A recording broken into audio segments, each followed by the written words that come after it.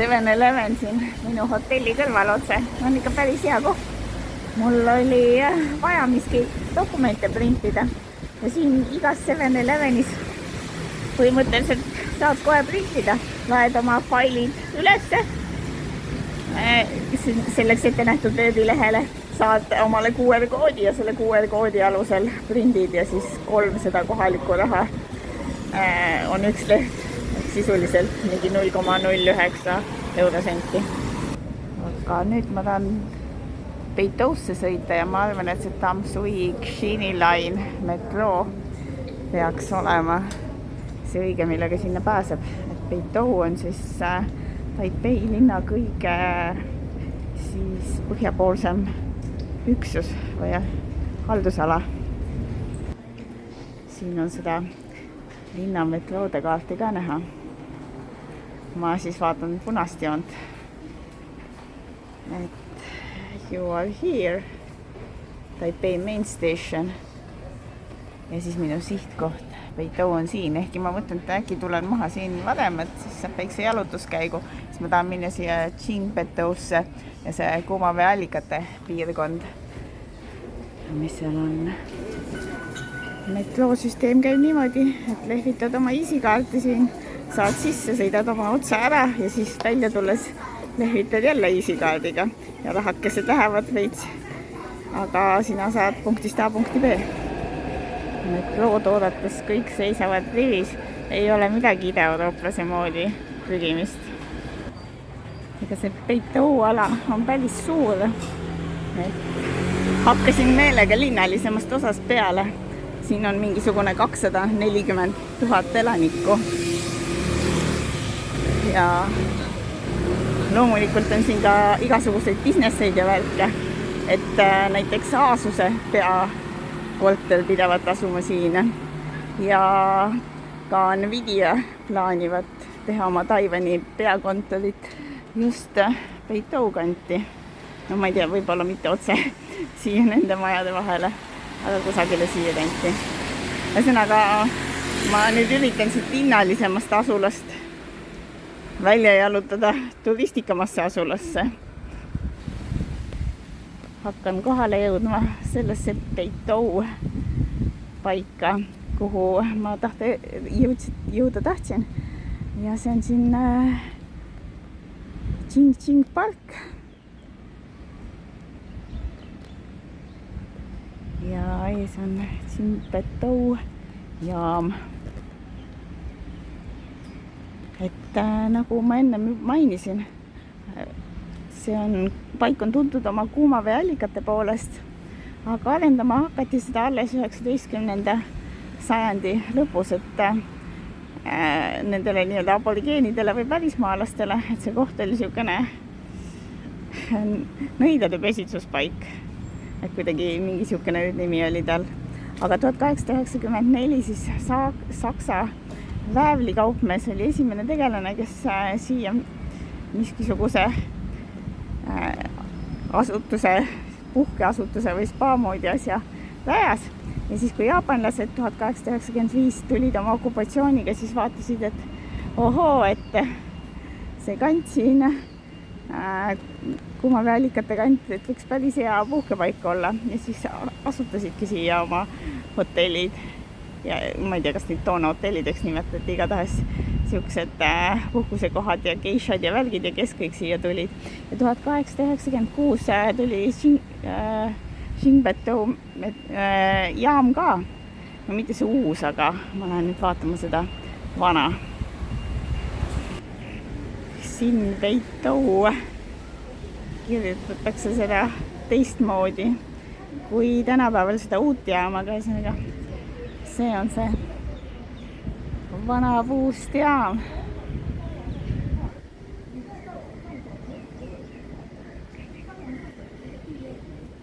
Ja siin on ka näha vana ajalooline vagun.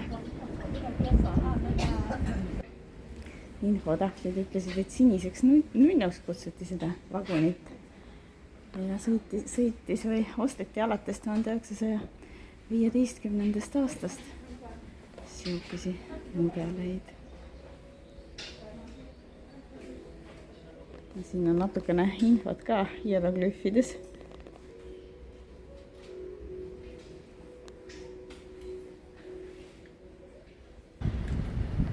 Aga paistab, et seal jaamahoones sees on muuseum ja kohe vist täiesti tasuta.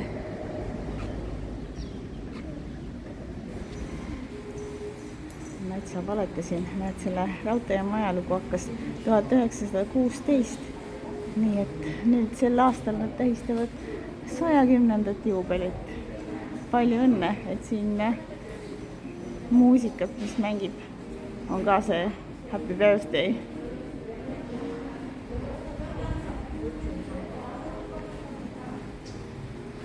Aga noh, see päris muuseum ei ole, et rohkem on ikka nagu sükene nännipood.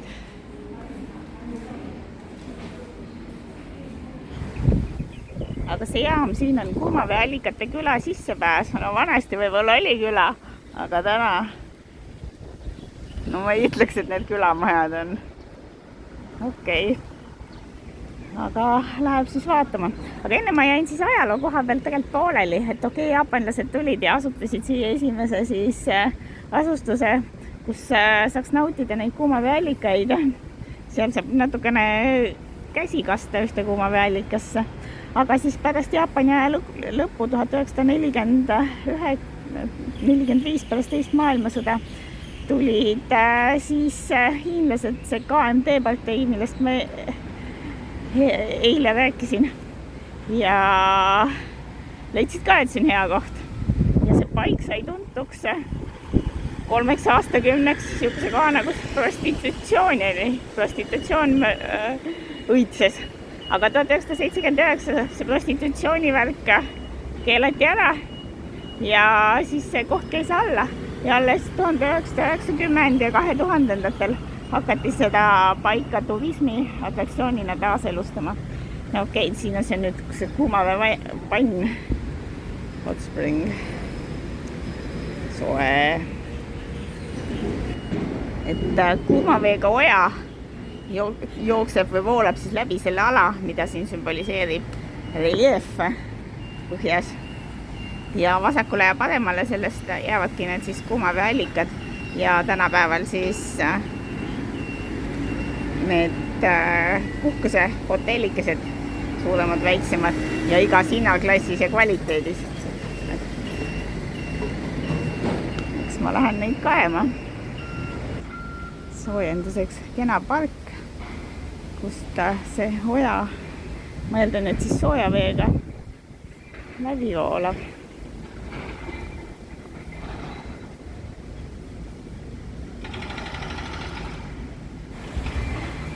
Ohoo, vot see on nüüd üks vaatamisväärne maja ja otsesin pargis, et ei arvanudki, et satun selle peale.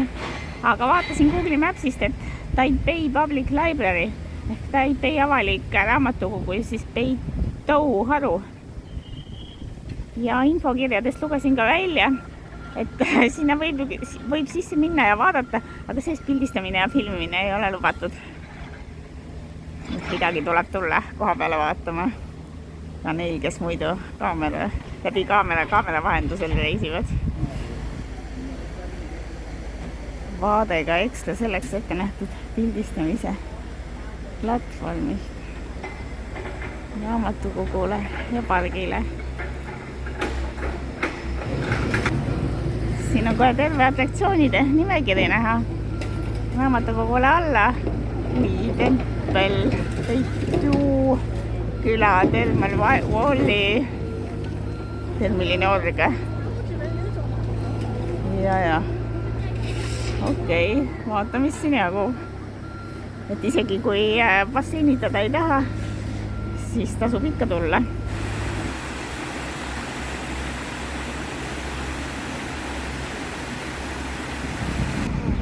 Ees asub kohe Beitou Hot Spring muuseum.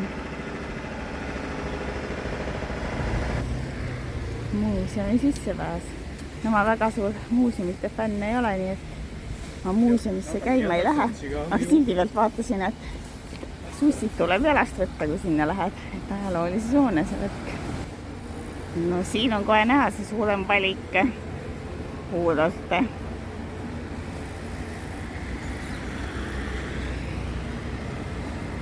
ja mõned muud atraktsioonid ka.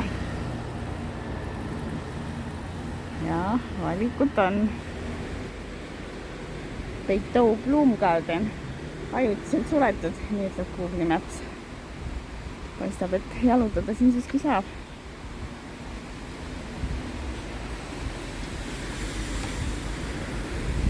Muide see oja, mis siin voolab ja kõik need kuulertid ja värgid, et kui mõelda, et kas need kuulertid kõik võtavad oma selle kuuma vee sellest ojast, siis ei võta, et hotellidesse täna tuleb see vesi ikka kusagilt kaugemalt ja kõrgemalt, kus seda rohkem on.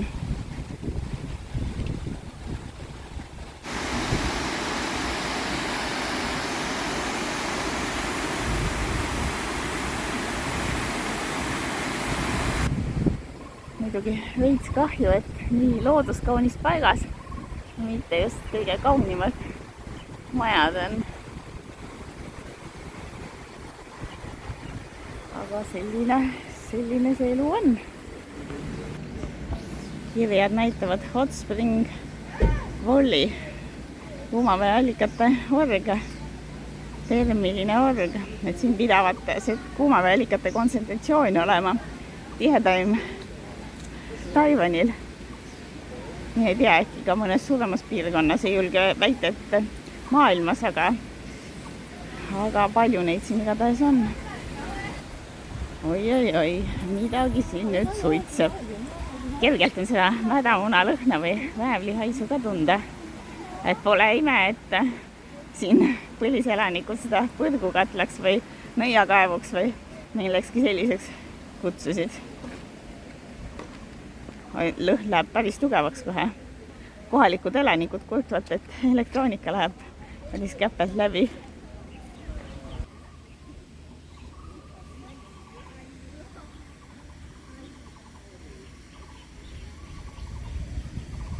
Kahju, et lõhna ei tule läbi kaamera. See on siin päris väävline. Sisse kukkuda ei pruugi olla hea mõte. 90-kraadine vesi olevat. Aga siin vee ääres, et siin põrgukatla juures ikka midagi pühamad ka oleks, et siin on üks pühakoda.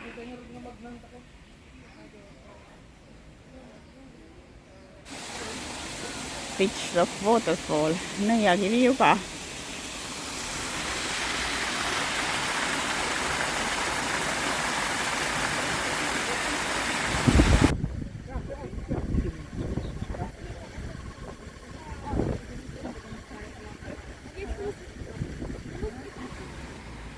Otsapidi Yangmingshanni rahvuspargis Liguango geotermaalne piirkond.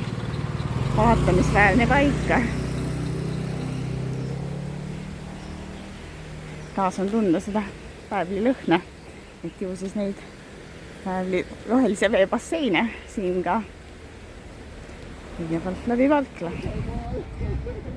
Siuke ala, et kui see meenutab kaevandust, siis kaevandus on ta olnud, et siin infokirjad räägivad, et juba päris ammu 1349. aastast on siin jäädvustused, et olevat kaevandatud väävlit ja loomulikult see tegevus aktiveerus siis, kui jaapanlased tulid ja isegi nagu umbes see aeg. Aga kuna ta rahvuspargile nii kahjustav on jäädvuskonnale, siis see värk keelati ära. Aga no täitsa ausalt, väikene puhkala on siin ka.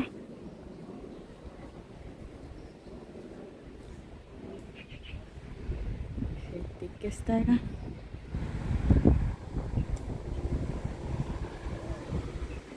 Siit läheb kena jalutusteed. Saab seda kaevandusala ja neid suitsevaid auke või mis iganes nüüd seal on lähemalt vaadata. Väike vaatel platvorm ja siin need nõiakaevud suitsevad.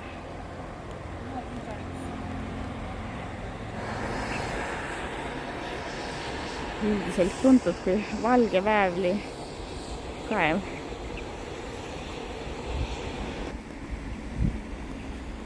Täitsa podiseb. 50–90 kraadi pidavat see veesoojus siin olema, kus vett on.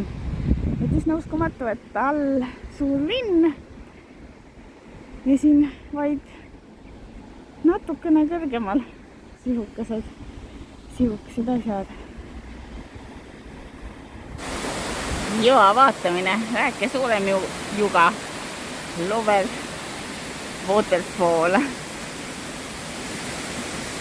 Täitsa suure tee ääres ja nende samade väävli suitsude kõrval.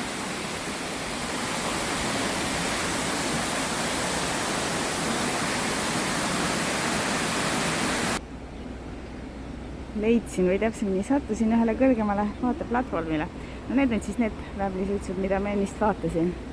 Ja seal all paistab otsapidi Taipei linn. Taipei või niimoodi Taipei. Mõlemad vist. Üks on seal taga kõrgemal mäe otsas.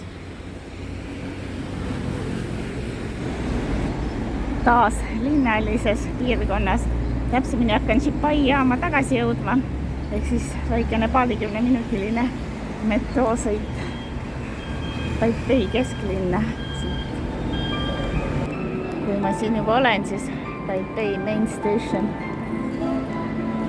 seest raudtee ja muidugi all on siin suur shopping mall ja siis on bussipeatused ja metroo ja see on hästi suur ehitus.